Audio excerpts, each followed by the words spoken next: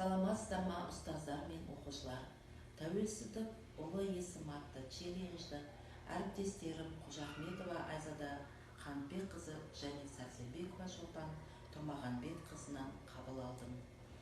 Азат елім, ғажап елім, қазағым, бір өзіңсің айнымайтын ғажабым.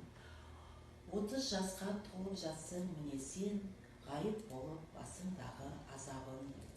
Сабира мен ләззат қайрат үн қосқан, қуат беріп, қайрат беріп, көк аспан.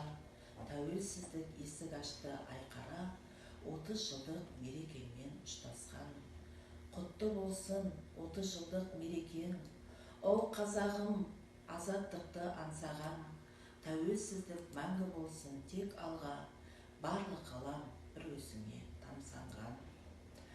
Осы челленджді мектебіміздің кәсіподақ төрағасы Сидали Болат Уасбекұлына жолдаймын.